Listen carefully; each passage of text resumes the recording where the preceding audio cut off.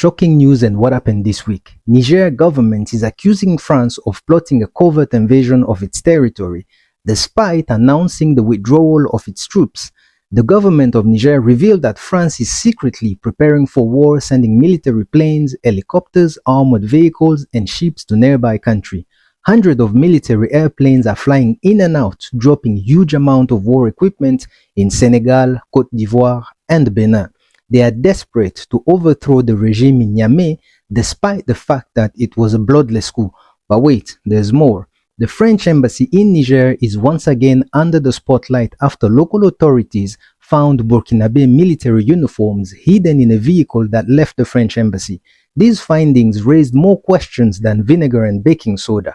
This kind of remind me of an incident that took place in Burkina Faso in April 2023. It was reported that 80 people were killed by a group of individuals wearing Burkinabe uniforms, but they were not part of Burkina Faso's army. So where did they get those uniforms from?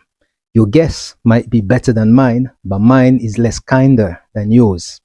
Now, all these incidents might, I repeat, might explain why all of a sudden the US has decided to move some of its troops and gears from the capital city to the north of Niger 6 weeks after the bloodless coup took place to overthrow Mr. Bazoum. However, the Pentagon said it was a precautionary measure and that there was no immediate danger to its people or violence on the ground.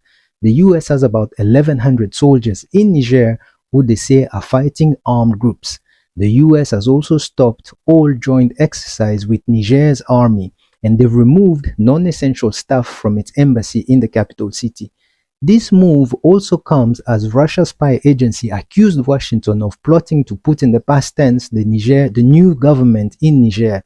The Russians said they have evidence of the US secret plan in Niger, but as far as you and I are concerned, they did not provide any proof to us, the general public, maybe to Niger's government, who knows. The US has not responded to this accusation, nor has the US recognized Niger's new sheriff in town. But it doesn't matter, the people have, that's all we care about. However, Washington has only asked all parties in Niger to respect democratic principles and human rights and to work for a peaceful and inclusive transition. The US has also offered its support to Mr. Bazoum and then asked for his release. In the middle of all this, the UN top diplomat in Niger has accused France and ECOWAS for breaking international law and meddling into Niger's affairs. He sent a letter to the UN Security Council where he exposed a list of serious crimes that threaten peace and security in the region, stating that ECOWAS imposed sanctions on Niger that were too harsh and went against its own rule, such as closing borders and cutting off trade. Also added that ECOWAS is threatening to use military force against Niger, which is illegal and without the UN Security Council approval and without Niger's consent, adding that France is trying to invade Niger with the help of former Niger's authorities, and it ignored Niger's demand to recall its ambassador back to France and Niger's decision to end all defense and security deals with France, which mean the withdrawal of 1,500 French soldiers from Niger, and accusing French forces of badly behaving in Niger territory, such as releasing terrorists and giving them weapons and vehicles, and asked the UN Security Council to act to protect Niger's sovereignty and territorial integrity and to support its transition to democracy, while slamming the silence and indifference of the international community towards Niger's situation.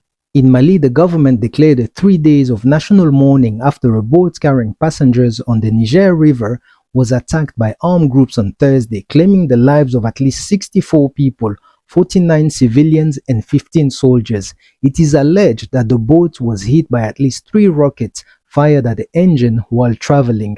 Several passengers jumped into the water as soon as the first shots were fired. Also, one of the Malian bases in the Gao region was also targeted by the same group. The army said it neutralized at least 50 terrorists in response to this assault, but once again, Western media, especially French media, are using this situation as a way to undermine or point fingers at the new Malian government for not being able to put an end to this security crisis. However, they will never mention that foreign forces, and in particular French forces, with all its technological might we are often told about, for over a decade failed to stop a bunch of criminals on motorcycles. I mean, It's like expecting a group of pyromaniacs to put an end to a fire they've started. To them, it's art. The Malian people are suffering the consequences and the result of an unjust and criminal war against Libya under Gaddafi.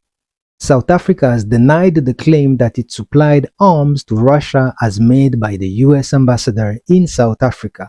An independent panel led by a judge found no evidence to back up the claim that a Russian ship carried weapons from South Africa to Russia in December 2020. The panel said that the ship only brought weapons from Russia to South Africa, which had been ordered in 2018. The panel also added that the US ambassador had apologized for his remark, which had hurt South Africa's currency and reputation. Standard procedure: they create a lie in a broad daylight and in public, tarnish your image and reputation, then, like Nicodemus, come to meet you in the middle of the night to apologize when nobody is around. No, sir. By the time this report is reaching my desk, you are on your way to the airport because you are no longer welcome to my country. We, ni nini?